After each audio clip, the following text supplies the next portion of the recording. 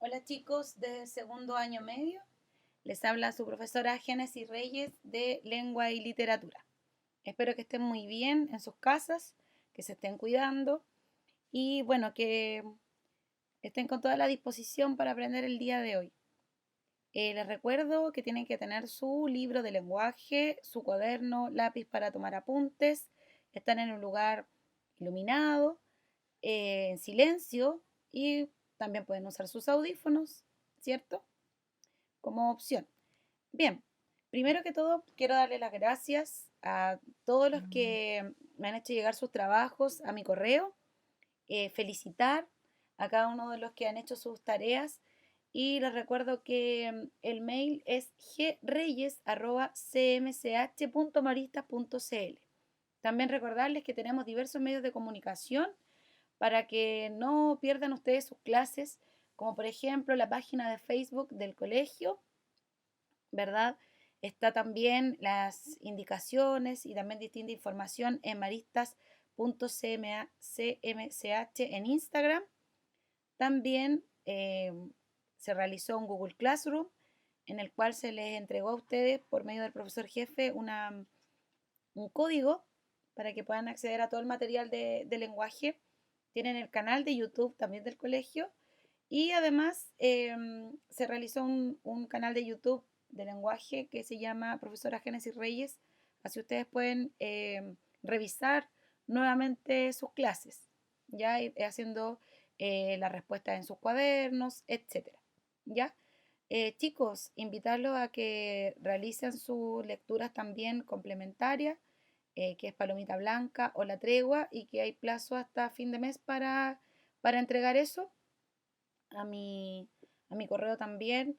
Y también pueden sacarles, como les decía, una foto al cuaderno, ya que sea una letra legible, ojalá sin flash, para que se pueda visualizar de una buena forma. Bien, comenzamos entonces em, con las preguntas que eran de la clase anterior. Eran 4 preguntas que quedaron pendientes, que se supone que hoy día íbamos a hacer como la retroalimentación y la respuesta más correcta, ¿ya? Como les decía, he recibido bastantes tareas por el correo y estoy bien satisfecha porque la mayoría de las respuestas están bien elaboradas, ¿ya? La primera pregunta, la número 11, era una pregunta abierta y que ustedes también podían colocar lo que sabían con respecto a la situación laboral de las mujeres en nuestro país. Lo que podían ustedes saber con anterioridad es que tal vez ganaban sueldos inferiores al de un hombre por realizar la misma labor, que las mujeres aún teniendo menos oportunidades en algunos sectores o puestos de jerarquía, perdón, siguen teniendo menos oportunidades en algunos sectores o puestos con jerarquía. Lo vimos en la infografía de la clase pasada.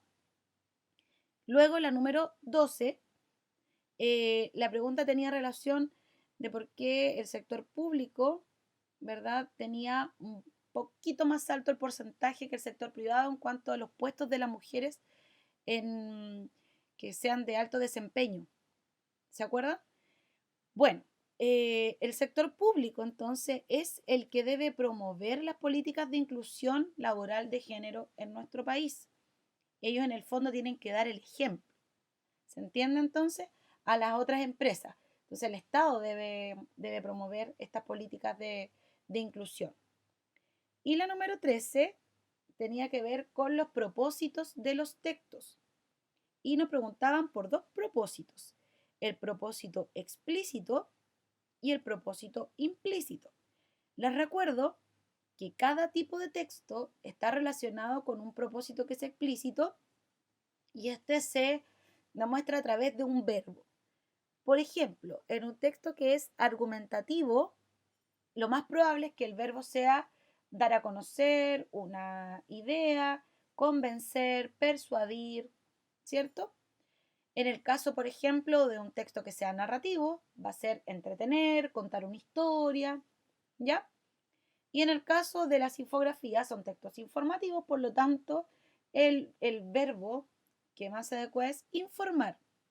Informar, pero ¿qué cosa? Acerca de la situación de la mujer en empleos de alta responsabilidad en Chile. Por otro lado, teníamos el propósito implícito. Esto quiere decir que los textos muchas veces tienen un propósito que está como escondido, un mensaje que a veces es subliminal que no, que nosotros como lectores tenemos que darnos cuenta. Y es para qué en el fondo se escribió este texto, por qué este tema, ¿ya? Entonces la mejor respuesta es que es para problematizar sobre la desigualdad que sigue existiendo en relación con la situación de la mujer en el trabajo, en relación con los hombres y con el sector laboral. Problematizar en el fondo es que salga a la luz este tema, que la gente pueda opinar, que se dé a conocer, eso en el fondo es.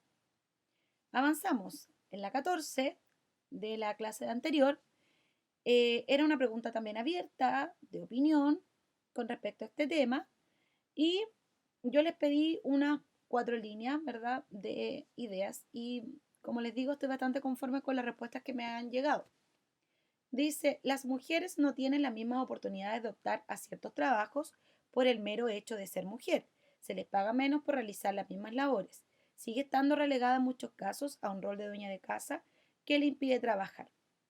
En la clase que después se suba, ahí ustedes van a ver en la presentación o en el PowerPoint que les subí algunas fotos de algunos trabajos, ya en el fondo para que ustedes vean la respuesta, que comparen y que tengo muchas más, pero elegí al azar 3 guías, respuestas o tareas para que ustedes después las puedan ver. Bien, entonces el objetivo del día de hoy que vamos a trabajar en esta clase es reflexionar sobre la adversidad y las exigencias de algunos oficios, pero además por medio del análisis de personajes y los conflictos presentados en el relato, es decir, aplicar lo que vimos en la clase número 1 y en la clase número 2, ¿sí? Recordarle entonces esa estrategia de lectura. Y también me gustaría que ustedes pudiesen elaborar hipótesis, es decir, como qué creo yo como lector, qué puedo interpretar como lector en torno a las relaciones entre el artista, el trabajo, la sociedad. Y si ustedes se fijan y se dan cuenta, todo está relacionado con la primera unidad que nosotros habíamos iniciado, que se llamaba Ciudadanía y Trabajo. Y el primer texto hablaba del trabajo de un pianista que para él era lo más importante y se encerraba y pedía silencio para poder hacer bien su trabajo. Tenía dos pequeñitas de 4 y 6 años, ¿se acuerdan? Él colocaba su trabajo por sobre sus hijas incluso. Eh, y después en la clase número 2 de texto informativo vimos la relación del trabajo femenino y, y también cómo era el trabajo del futuro, ¿ya? Y ahora vamos a volver a uno narrativo y también el tema tiene que ver con eso, ya con la temática, como les digo, de la unidad. Entonces, todo esto va a ser a partir de la lectura de un autor que me encanta, que se llama Franz Kafka, y su relato, Un artista del trapecio. Entonces, esta clase va a tener 4 momentos. La primera, hablar sobre datos biográficos de Franz Kafka. La segunda, una lectura guiada del cuento Un artista del trapecio, que está en la página 51. Así que de inmediato pueden ir buscando la página. Y vamos a responder las preguntas de la página 53. Ya son 3 preguntas solamente el día de hoy. Y para cerrar el cuarto momento de la clase, quiero que hagamos como una especie de monitoreo de avance de la unidad, es decir, qué debiese saber, cómo estoy, y eso va a quedar pendiente para la clase que sigue. Bien, comenzamos entonces. Franz Kafka es un escritor checo, nació en 1883. Él estudió Derecho, pero porque su padre lo obligó. Ya él tenía un padre muy autoritario que en realidad en esos tiempos tampoco se podía desobedecer. Y a pesar de que él trabajaba, ¿verdad?, obligado en una compañía de seguros, igual pudo mantenerse económicamente para él poder dedicarse a la escritura. Su obra es muy importante dentro de la literatura universal del siglo XX porque él inicia también un poco el cuento que recrea el absurdo, las situaciones que pueden ser cotidianas, pero las vincula con el mundo del trabajo, con la familia, eh, no mucho como con el amor, ya eso no es muy trabajado en Kafka. Y de hecho viene un adjetivo que se llama kafkiano, que uno lo utiliza como para referirse a cuando un ambiente es absurdo, cuando un ambiente es angustiante, un ambiente opresivo, un ambiente un poco loco, ¿ya? Para que me entiendan la idea.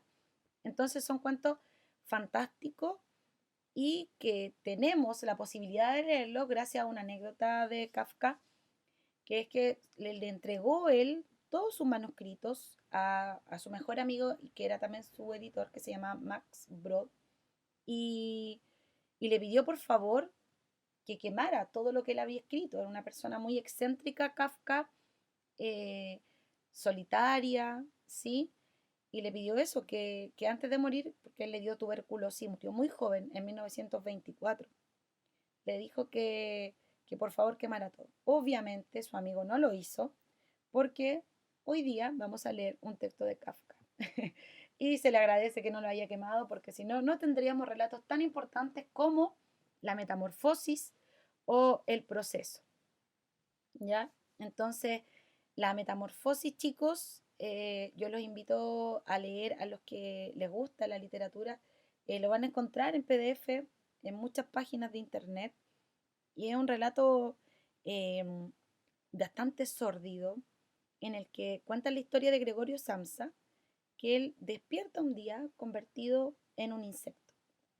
Después de un sueño intranquilo, él despierta así y se ve así.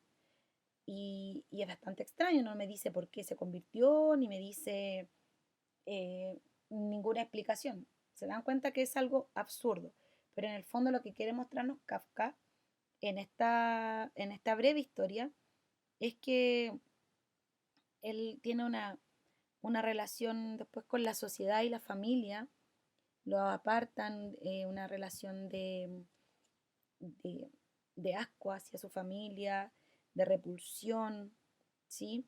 Y en el fondo, si nosotros llevamos después los textos que son fantásticos a la vida real, perfectamente podríamos hacer una analogía con lo que está pasando hoy en día con nuestros enfermos de coronavirus.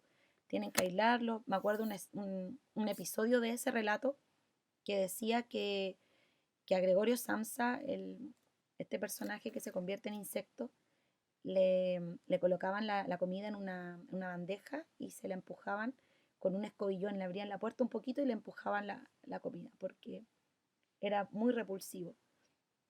Entonces los libros de Kafka están llenos de metáforas y nos pudimos dar cuenta también de toda la literatura de Kafka porque se recopilaron cartas que le escribe a su papá. Ahí lo acusa de ser un tirano. Entonces ahí uno entiende por qué Kafka escribe lo que escribe, ¿sí? Entonces vamos a ver este relato que se llama Un artista del trapecio. Un artista del trapecio, como se sabe, este arte que se practica en lo alto de las cúpulas de los grandes circos es uno de los más difíciles entre todos los asequibles al hombre. Había organizado su vida de tal manera, primero por afán profesional de perfección, después por costumbre, que se había hecho tiránica, que mientras trabajaba en la misma empresa permanecía día y noche en el trapecio. Todas sus necesidades, por otra parte muy pequeñas, eran satisfechas por criados que se revelaban a intervalos y vigilaban debajo. Todo lo que arriba se necesitaba lo subían y bajaban en cestillos construidos para el caso. Y hacemos una pausa. Aquí tenemos que subrayar, necesito chicos que ustedes marquen los textos, que vayan marcando, recuerden entonces los nombres, los personajes, las acciones más importantes, fechas, ¿se acuerdan? Entonces, aquí me estaba presentando un personaje, que es el artista del trapecio, lo subrayo. ¿Y qué tiene de particular este señor? Que ¿verdad? Quiso quedarse, permanecer día y noche en el trapecio. Esa es la acción más importante. Ahora, ¿por qué lo hizo? La causa, porque quería ser perfecto, quería ser un profesional perfecto, quería ser el mejor trabajador, ¿ya? Y también después se le hizo como, dice, tiránica, como un mandato, él lo hizo así y punto, ¿ya? Y la gente que trabajaba ahí, los criados, ¿verdad? Le subían y le bajaban las cosas con una cuerda, con un cestillo, pero tenía necesidades mínimas, dice ahí. Avanzamos al segundo párrafo. De esta manera de vivir no se deducían para el trapecista dificultades con el resto del mundo. Solo resultaba un poco molesto durante los demás números del programa porque como no se podía ocultar que se había quedado ahí arriba, aunque permanecía quieto. Siempre alguna mirada del público se desviaba hacia él, pero los directores se lo perdonaban porque era un artista extraordinario, insustituible. Además, era sabido que no vivía así por capricho y que sólo de aquella manera podía estar siempre entrenado y conservar la extrema perfección de su arte. Y aquí entonces en este párrafo me repiten la idea anterior, que era con un afán, ¿verdad?, de perfección. Y otra cosa importante, que lo dejaban los dueños y los directores del circo porque él era un artista extraordinario e insustituible. Eso es lo más importante. Avanzamos. Además, allá arriba se estaba muy bien.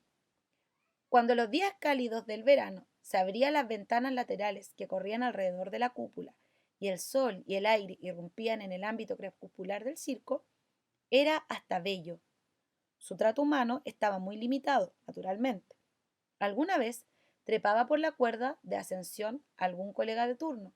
Se sentaba a su lado en el trapecio, apoyado uno a la cuerda de la derecha, otro en la de la izquierda, y charlaban largamente. O bien, los obreros se reparaban la techumbre, cambiaban con él algunas palabras por una de las claraboyas, o el electricista que comprobaba las conducciones de la luz en la galería más alta le gritaba alguna palabra respetuosa, si bien poco comprensible. Entonces, en este párrafo, ¿verdad? Están como sus relaciones sociales, ¿cierto? Que hablaba con el electricista, hablaba con otros colegas del circo, ¿cierto? Con los obreros que reparaban la techumbre. A no ser entonces, estaba siempre solitario. Alguna vez, un empleado que erraba cansadamente a las horas de la siesta por el circo vacío, elevaba su mirada a la casi atrayente altura, donde el trapecista descansaba o se ejercitaba en su arte sin saber que era observado. Así hubiera podido vivir tranquilo el artista del trapecio, a no ser por los inevitables viajes de lugar en lugar, que lo molestaban en sumo agrado. Cierto es que el empresario cuidaba de que este sufrimiento no se prolongara innecesariamente. Entonces, el trapecista habría sido feliz si no es porque, como trabajaba en un circo, los circos son itinerantes, entonces tienen que trasladarse de ciudad en ciudad. Y ahí estaba su sufrimiento. El trapecista salía para la estación en un automóvil de carreras que corría a la madrugada por las calles desiertas, con la velocidad máxima, demasiado lenta sin embargo para su nostalgia del trapecio. El tren estaba dispuesto un departamento para él solo, en donde encontraba arriba, en la redecilla de los equipajes, una sustitución mezquina, pero en algún modo equivalente, de su manera de vivir. Entonces fíjense que acá le disponen todo para él en el circo. Salen de madrugada cuando las calles están vacías, en un carro, ¿verdad?, de carrera, a todo lo que da, a velocidad máxima, ¿cierto?, para que él llegara rápido. Y cuando se trasladaban en tren, entonces había un departamento para él solo y él se podía subir a las partes donde dejan las maletas. En el sitio del destino ya estaba enarbolado el trapecio mucho antes de su llegada, cuando todavía no se había cerrado las tablas ni colocado las puertas. Pero para el empresario era el instante más placentero aquel en el que el trapecista apoyaba el pie en la cuerda de su vida y en un santiamén se encaramaba de nuevo sobre su trapecio. A pesar de todas estas precauciones, los viajes perturbaban gravemente los nervios del trapecista, de modo que por muy afortunados que fueran económicamente para el empresario, siempre le resultaban penosos. ¿Ya? Entonces aquí también tenemos que detenernos y pensar y subrayar algunas partes importantes. Eh, para el empresario era placentero, ¿verdad?, cuando el trapecista volvía a su lugar de trabajo, ¿ya? Y por otra parte, eh, dice que eran afortunados económicamente para el empresario. ¿Qué quiere decir entonces? Que el empresario ganaba dinero por el trabajo del trapecista. Una vez que viajaban, el artista en la redecilla como soñando, y el empresario recostado en el rincón de la ventana leyendo un libro, el hombre del trapecio le habló suavemente y le dijo, mordiéndose los labios, que en lo sucesivo necesitaba para su vivir no un trapecio como hasta entonces, sino dos trapecios, uno frente a otro. ¿Ya? Y aquí le hizo una petición. El empresario accedió enseguida, pero el trapecista, como si quisiera mostrar que la aceptación del empresario no tenía más importancia que su oposición, añadió que nunca más, en ninguna ocasión, trabajaría únicamente sobre un trapecio. Parecía horrorizarse ante la idea de que pudiera acontecerle alguna vez. El empresario, deteniéndose y observando a su artista, declaró nuevamente su absoluta conformidad. Dos trapecios son mejor que uno solo. Además, los nuevos trapecios serían más variados y vistosos. Entonces algo pasó acá con nuestro trapecista, ¿cierto? Le dio lo mismo en el fondo que él le dijera que bueno, eh, sino que empezó a pensar que, que nunca más él iba a trabajar solo con uno, que necesitaba dos, ¿ya? Pero el artista se echó a llorar de pronto. El empresario, profundamente conmovido, se levantó de un salto y le preguntó qué le ocurría. Y como no recibiera ninguna respuesta, se subió al asiento, lo acarició y abrazó y estrechó su rostro contra el suyo, hasta sentir las lágrimas en su piel. Después de muchas preguntas y palabras cariñosas, el trapecista exclamó sollozando: Solo con una barra en las manos, ¿cómo podría yo vivir? Entonces, ya fue muy fácil al empresario consolarlo. Le prometió que en la primera estación, en la primera parada y fonda, telegrafaría para que instalase en el segundo trapecio, y se reprochó a sí mismo duramente la crueldad de haber dejado al artista trabajar tanto tiempo en un solo trapecio. En fin, le dio las gracias por haberle hecho ver aquella omisión imperdonable. De esta suerte, pudo el empresario tranquilizar al artista y volverse a su rincón. ¿Ya? ¿Se va entendiendo? Entonces acá lloró porque cómo él hacía un trabajo así solamente con uno y no se daba cuenta. Y hasta ahora tenemos un empresario, ¿verdad? Bastante eh, em, solidario en el fondo y comprensivo con el trapecista. En cambio, él no estaba tranquilo. Con grave preocupación, espiaba hurtadillas por encima del libro al trapecista. Y aquí cambia. ¿Quién no está tranquilo? Dice, él no estaba tranquilo. Y por encima del libro, ¿quién tenía un libro? El empresario, ¿cierto? Y ya no estaba tranquilo, empezaba a mirarlo con preocupación y lo espiaba. Si semejantes pensamientos habían empezado a atormentarlo, ¿podrían ya cesar por completo? ¿No seguirían aumentando día por día? ¿No amenazarían su existencia? Y el empresario, alarmado, creyó ver en aquel sueño aparentemente tranquilo, en que habían terminado los lloros, comenzar a dibujarse la primera arruga en la lisa frente infantil del artista del trapecio. Y fin. Esto es, chicos, lo kafkiano, ¿verdad? Lo absurdo. Un trapecista que vive siempre arriba del trapecio, ¿cierto? Que llora por no darse cuenta de que estuvo toda su vida en uno y que perfectamente podría haber pedido dos. Y un empresario ahora que se empieza a cuestionar todo esto. Y tiene un fin, chicos, con una metáfora. Ya no es un final simple. Kafka es, ¿verdad?, un artista bastante complejo, como les dije recién. Como les dije de la metamorfosis, es un hombre que se transforma en una cucaracha o en una especie de insecto. Pero en el fondo lo que quiere mostrar él es la realidad, es la vida. cómo el ser humano, ¿verdad?, se ha ido deteriorando como ser humano, cómo, cómo nos tratamos, cómo nos distanciamos, etcétera. Y acá me gustaría que pensaran ustedes, eh, ¿qué metáfora me estará queriendo decir al final, ¿verdad? Con que se empezó a dibujar la primera arruga en la lisa frente infantil del artista del trapecio. Es como cuando yo les digo con lenguaje figurado, abra los ojos. No significa que no los tengan abiertos, significa que se den cuenta de las cosas, ¿ya? Y acá el trapecista se dio cuenta de algo, se está dando cuenta de las cosas y eso le preocupa ahora al empresario. Y ahora llevémoslo a ver a la vida real, a otra situación. Pensemos que son personas que hacen el aseo en una empresa y resulta que siempre han trabajado con solamente una escoba y una pala.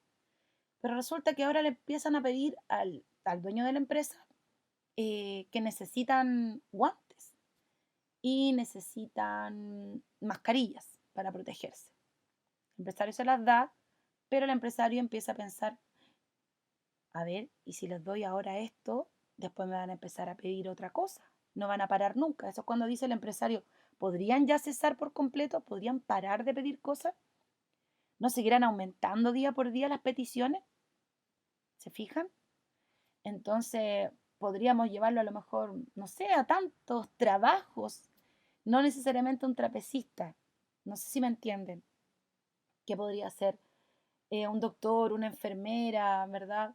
No sé, los recolectores de la basura, que se armen después sindicatos, que puedan amenazar la existencia de las empresas, ¿ya? Por pedir tanto, ¿sí?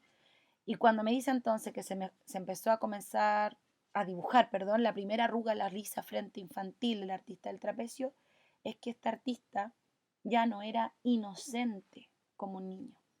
¿Ya, chicos? Él despertó y abrió los ojos y se dio cuenta de la realidad. Bien, aquí hay un conflicto, la pregunta número 1 que enfrenta al artista del trapecio. Esa es la pregunta número 1. Y tenemos que seleccionar fragmentos que me permitan desarrollar la respuesta. Entonces, yo los voy a ir ayudando con la estrategia que vimos para identificar el conflicto en una historia, que en toda historia hay un conflicto, ¿cierto? Pero ustedes también tienen que ir completando la respuesta con los fragmentos, las citas textuales. La pregunta 2 nos piden que caractericemos al trapecista y al empresario considerando los elementos que vimos, ¿verdad?, anteriormente. Su nombre, los rasgos físicos, psicológicos y lo que le agregábamos ahora, que son los roles, los objetos que se le asocian al personaje, la conducta y lenguaje. Y la pregunta 3 es de interpretación. ¿Cómo interpretas la reacción del empresario ante la solicitud del trapecista? ¿Ya? La reacción. ¿Y qué ocurre con ambos personajes y la relación que ellos mantienen? ¿Cómo es la relación de ellos? Bien, comenzamos entonces. ¿Qué tenía que hacer para identificar el conflicto? Primero que todo, ver quién era el protagonista y el antagonista. Acá el título me está diciendo que era el personaje más importante, ¿cierto? Un artista del trapecio, el trapecista. Y el antagonista es el dueño del circo. Entonces, me tenía que hacer una pregunta para después llegar al conflicto. ¿Qué quieren? ¿Cuál es el objetivo? ¿Qué pretenden los personajes? Y que ahí se va a armar después este choque. Entonces, ¿qué quiere el trapecista? Quiere estar siempre en el trapecio y quiere después tener dos trapecios, ¿cierto? Ese era como su objetivo, vivir siempre arriba del trapecio, hacer bien su trabajo también, ser perfecto en su trabajo. Y el dueño del circo, obviamente que a él le conviene, ¿verdad? Tener al mejor trabajador y tener al mejor trapecista, es lógico, ¿ya? Entonces, eso es lo que pretende. Por lo tanto, ustedes piensen entonces, ¿por qué se va a armar el problema? Porque él quería permanecer noche y día en el trapecio, ¿cierto? Ese es como por qué se armó el problema de la historia. Lo que nosotros vimos después es nuestra interpretación, lo que viene en el final. Pero a él le viene el problema cuando viene el traslado, ¿cierto? porque él quiere estar siempre arriba del trapecio y él sufría cuando tenía que viajar en el automóvil, sufría porque tenía que irse en el tren ahí arriba como de la red donde subían las maletas para sentirse en altura, ¿ya? Entonces su conflicto es que no puede vivir sin su trapecio, pues es como el problema, ¿ya? Y también es un problema para el empresario porque tiene que invertir en el mejor trapecista. ¿Se entiende? Espero que sí, chicos. Bueno, después ustedes pueden revisar de nuevo la clase, recuerden. Entonces, la pregunta número 2. Vamos analizando. Primero que todo, el nombre. El trapecista y el empresario no tienen nombre en esta historia. Entonces, acá la identidad de los personajes está asociada a su labor. Y la reitero entonces que la unidad que nosotros estamos trabajando de textos narrativos e informativos tiene que ver con el trabajo, ¿ya? Con la ciudadanía y el trabajo. Y fíjense que acá los personajes tienen su identidad asociada a lo que son empresario y trapecista, ¿ya? Acá no hay características físicas, porque no son relevantes en estos relatos que son rápidos o breves, ¿ya? Pero sí lo psicológico, que recuerden que nosotros podemos saber cómo es un personaje a partir de lo que hace, a partir de lo que dice, a partir de lo que piensa y de lo que otros dicen o piensan de él. Acá nosotros tenemos a un narrador que sabe todo, lo que sienten y piensan los personajes. Entonces el narrador me va a decir lo que piensan o sienten. ¿Ya? Entonces, el trapecista es dedicado, ¿verdad? Porque él es perfeccionista también en su trabajo. Es obsesivo porque no se quiere bajar y hay que subirle la comida y todas las cosas necesarias. Es nervioso porque le angustiaba el viaje. Es sensible porque se pone a llorar, ¿ya? Y las características psicológicas del empresario es que es bastante condescendiente porque le dan el gusto en todo al trapecista. Es amable, lo trata de manera, ¿verdad? Muy también empática, ¿ya? Es comprensivo con el trapecista. Después al final ya el empresario empieza a cambiar con esto que está pensando, ¿ya? Y ahí vienen con entonces otras características psicológicas al final de este empresario. Ahí piensen las chicos ustedes, cómo cambia este personaje al final. Ahora, con respecto a la conducta y el lenguaje. El trapecista entonces al expresarse directamente con sus actitudes da cuenta lo vital que es para su existencia el trapecio, porque él lo dice, no esconde lo que piensa o siente, ¿ya? Tampoco le da vergüenza llorar. Entonces esa es su conducta y su lenguaje es bastante directo. La relación de dependencia que ha establecido con su arte no le apena. El empresario, mediante sus actitudes, se muestra entonces también comprensivo y preocupado por el futuro del artista y de su espectáculo y de su empresa, obviamente, que era el circo. Los roles que cumplen entonces los personajes, empleado y empleador. Pero el trapecista entonces es el trabajador, pero que depende del empresario. Por lo tanto, acá hay una marca y una diferencia de jerarquía entre ambos. ¿Ya? Y los objetos que se le asocian a los personajes, al trapecista, obviamente que el trapecio, que es lo que le permite realizar su arte. Y el objeto que se le asocia al empresario, espero que se acuerden, era un libro, ¿cierto? Porque ese libro le permitía a él mirarlo como de reojo, ocultarse en el libro para observar al trapecista durante el viaje del tren y después cuando llegan, ¿ya? Eso entonces la pregunta número 2. Y la pregunta número 3. ¿Cómo interpretas la reacción del empresario ante la solicitud del trapecista? ¿Ya? Entonces, acá me imagino, pienso que en la reacción del empresario nos va a dar cuenta de que valora el trabajo del artista, pero también hay una relación de necesidad, de que cuenta con él en su espectáculo. ¿Ya? Entonces, como el trapecista es necesario y es bueno, él tiene que mantenerlo en su, en su trabajo.